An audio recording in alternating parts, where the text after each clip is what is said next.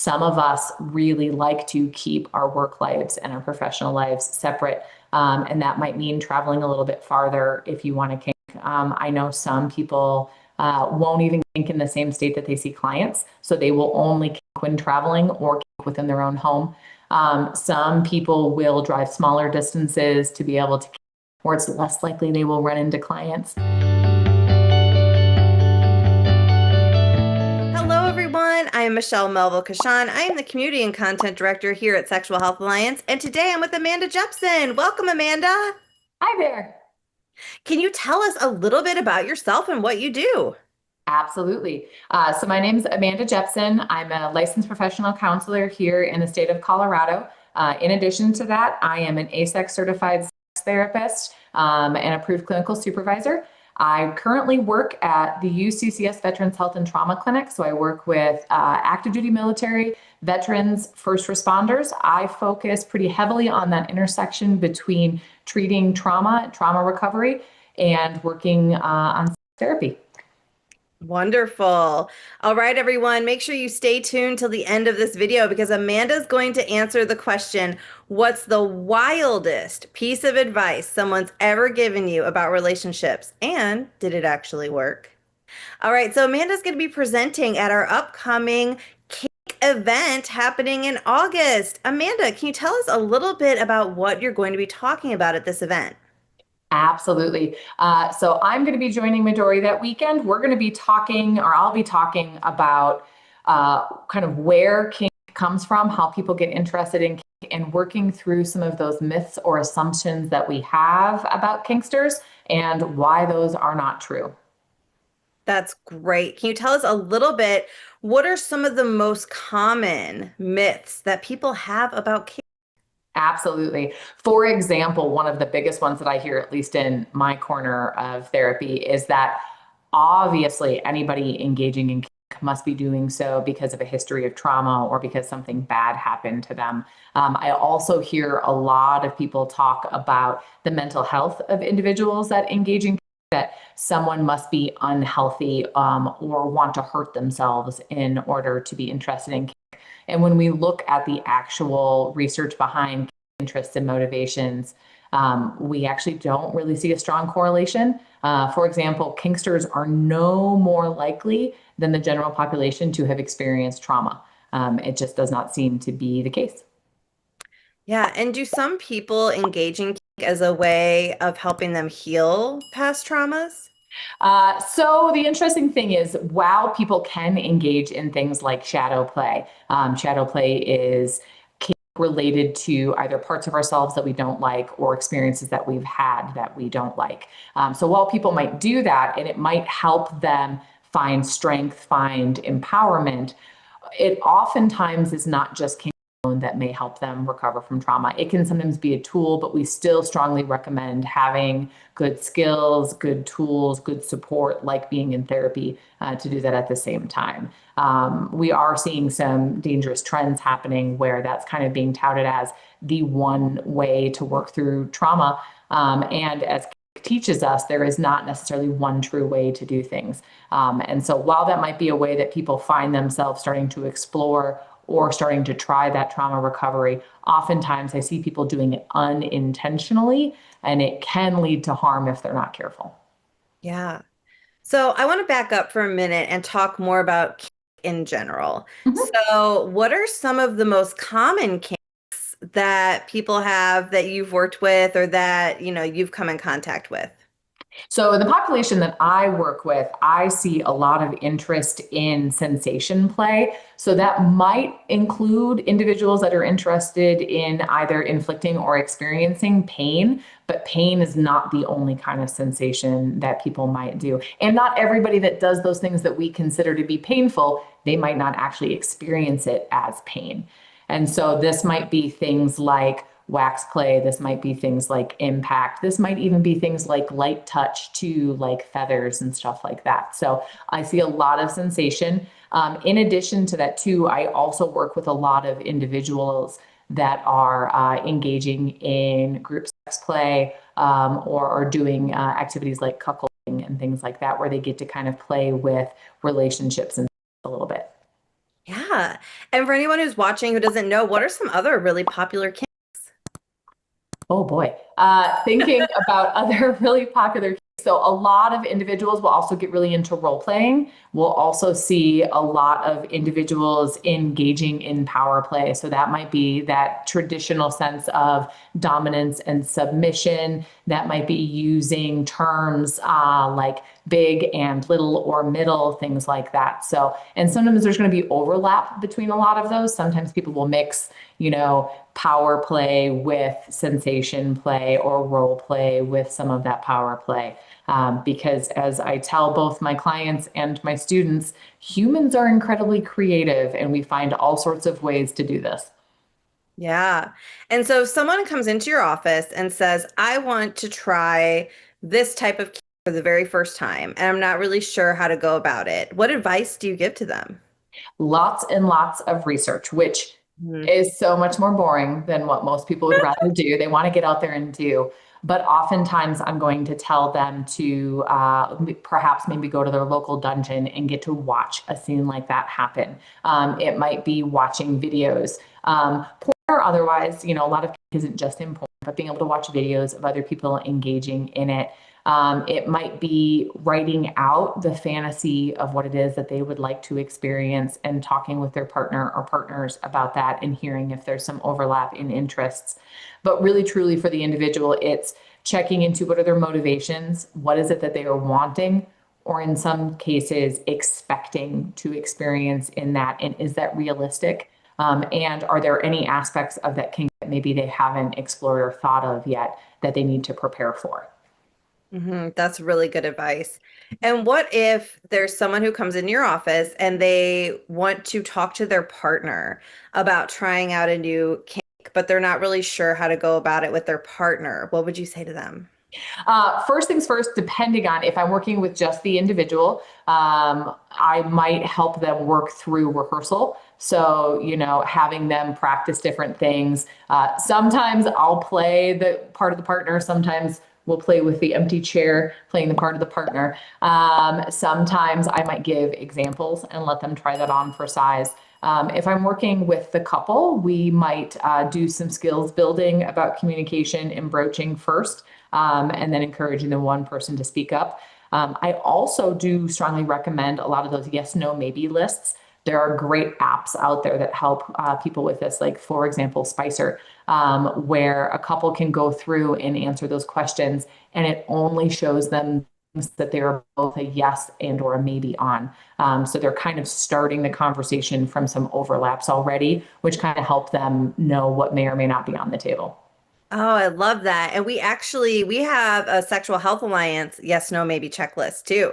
So what we can Fantastic. do is we can put that in the comments or in the description below. So anyone who wants to access that. Absolutely. Yeah. And then, okay, another question for you. So someone's watching this video and they're like, okay, might be something I'm into.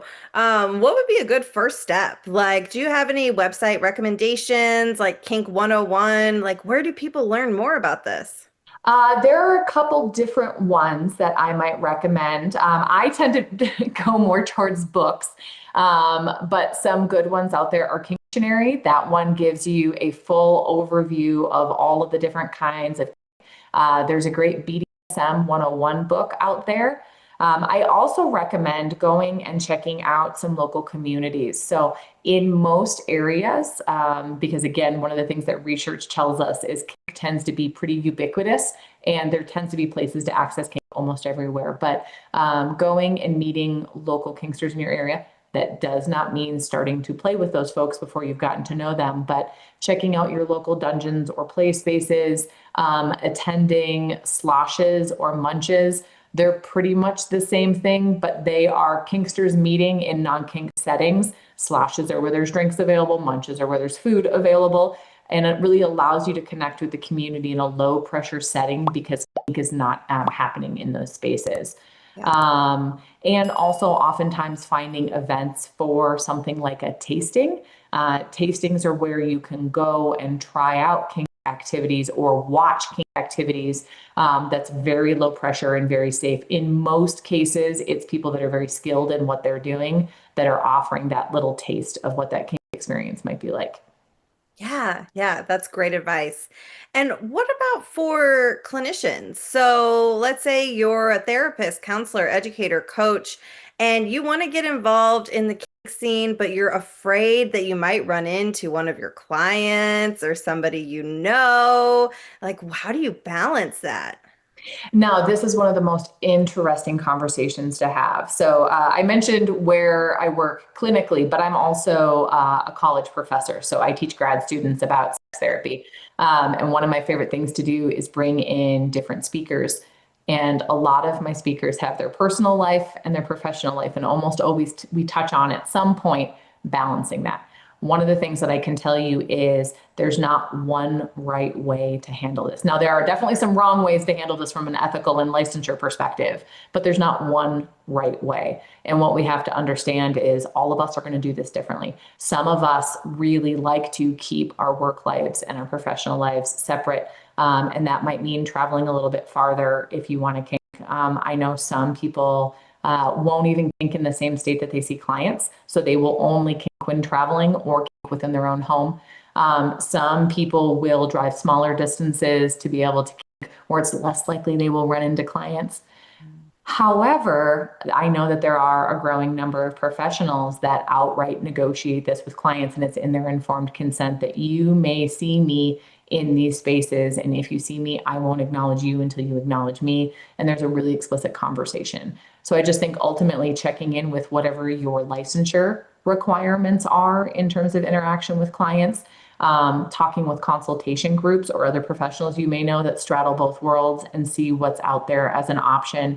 And then really looking at your paperwork from the legal perspective as well and making sure that you're covering yourself as much as you truly can. Now, even with all of those different things you put in place, even if you're traveling across the country, you may have clients that are doing the same. So really understanding what it is that you need to feel safe, both as a professional, but also what you need to feel safe whenever you're stepping into your own personal kink space in your personal life too. I know for a lot of professionals, they haven't even thought about the what if a client walks in the door? And it's good to just entertain that question of how will you react and how would you like to handle that? Yeah, always be prepared. It sounds like that's like our takeaway there. Be prepared, take Absolutely. steps. Like, don't just not think about it and then like it happens and you're caught totally off guard. Absolutely. And I've heard the stories there, but I think ultimately it really is to be flexible and do a lot of self-interrogation too as to what you'd like to have happen.